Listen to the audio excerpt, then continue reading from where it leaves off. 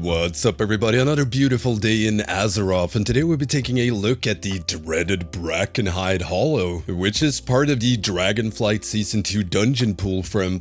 You better get your disease cleanses ready, so I'll be going over notable trash, interrupts, and boss mechanics. And let me know what y'all think of these dungeon guides in the comments. Want me to make more quick guides like this, or perhaps more in-depth stuff? Perhaps one with a Swedish accent? Now, first of all, throughout the dungeon, there's several cauldrons which players with at least 25 alchemy can activate. And doing so allows players to interact with it and get a disease cleanse extra action ability that they can use once. And like I said, there's multiple cauldrons around the dungeon. Now, these are great if you don't have a disease dispel or just to help out during some trash pulls, especially the trash before last boss. Moving on, notable trash before the first boss S. The claw fighters will fixate players with vicious claw mangle, kite them away, stun, etc. Make sure to interrupt Bracken War Scourge's hideous cackle. It's a party-wide fear, and you want to instantly move away from them when they cast Rage Storm. Trust me, it hurts. Now, this is an enrage effect and can be suited to stop him from spinning around. You also want to make sure to nuke down the Decay Speaker's Raw Chaining Totem whenever it spawns. This has the highest prio as it greatly empowers the Mystic and it deals a ton of damage. And tanks, be wary of the Hyena's healing reduction debuff, Infected Bite. And the Bone Bolt Hunters are great to prio down as they do a lot of unavoidable damage. And moving on to the first boss, the Heckler Warband. When either Rira Hackclaw or Gastooth goes below 15% health, they Bloodlust, decreasing haste and damage by 30% until defeated, and you want to focus down the Hextrick Totem whenever they spawn. They incap a player and they need to die fast. You also want to make sure to interrupt Trick Totem's healing rapids. It heals a ton rapidly and leaves a heal over time on the bosses. And on Mythic, these bosses will gain 10% haste for every 10% total health missing from players. Just heal. And Hackclaw charges random players, dealing lethal damage to the first one she hits. Tanks should make sure this is them with a defensive up, or a player with an immunity can take it as well. And you want to spread out when she blade storms as she swirls between players. She also has a frontal cleave. Frontals are bad.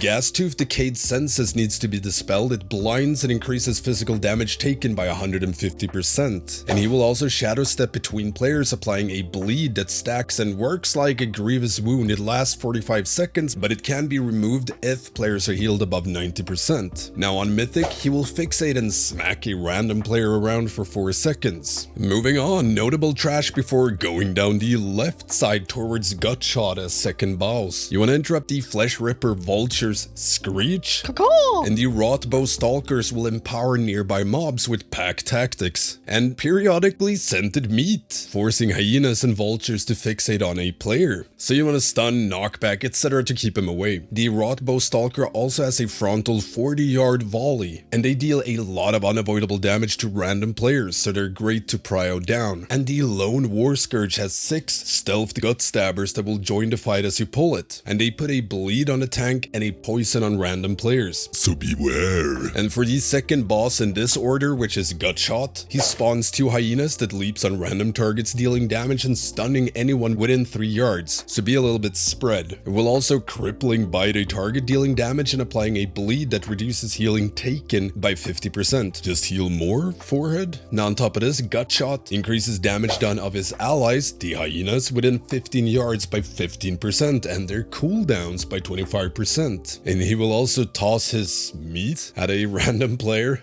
which of course makes the hyenas fixate that player and their damage is increased by 100%. To counter this, kite them through the traps that the boss spawns. The traps entangle players and hyenas within 5 yards when it goes off. And on Mythic, traps rearm themselves 1 time after being triggered, and these trap spawns near players so you can bait where you want them to spawn. Make sure to interrupt Master's Call. It will free the hyenas and make them immune to CC, and increase their movement speed by 15%. And of course also has a tank slap that knocks him back, because everything knocks you back. Moving on, notable trash before Tree Mouth, one of them being my spirit animal, Stink Breath. A mini-boss-esque mob targets and follows a random player with Stank Breath. Avoid having multiple players hit by it. It will also cast Violent Whirlwind, deals a ton of damage and knocks you back. To help, but do stay away from it. Then we have the third boss, Tree Mouth. It spawns decaying slime ads with its frontal cone, Decay Spread. spray. When these ads die, they burst, dealing damage to players within 5 yards and leave a pool on the ground. Don't bathe in the pool of decay. And make sure to interrupt these slimes' gushing ooze.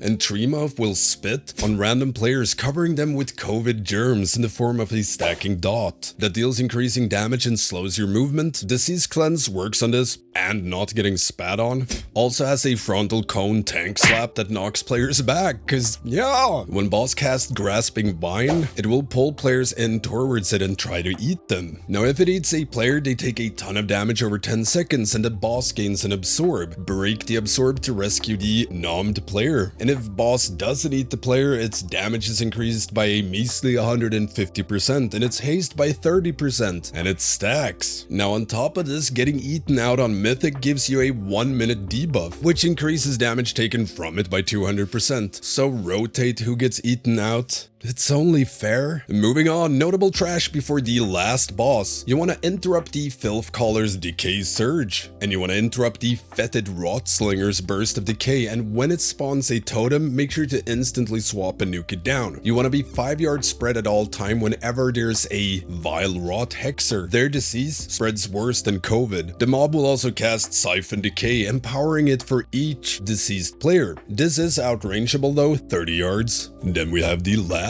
boss, Tetriarch Wrath.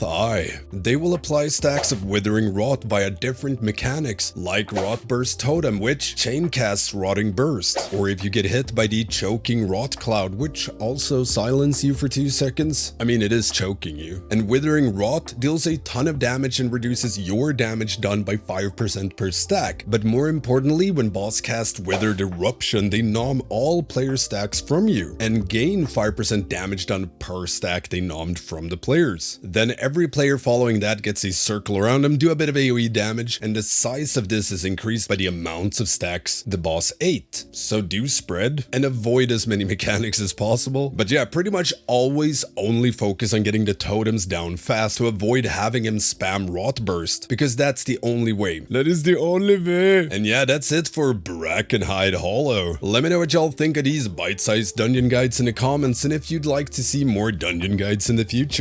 Don't forget the usual stuff: comment, like, subscribe, and make sure to ring that notification bell. It really helps me out. And there are tons of guides coming out for 10.1. And if you want to help support my work, check out my Patreon. As a patron, you get access to the Stankie Discord. You can also get shoutouts in videos, coaching, among other things. And I also stream progression and testing on Twitch, Stankie Gaming. Feel free to hop on by and spam me with questions. I love answering them. I love talking to y'all. And yeah, thank you all for watching, and I will see you next time.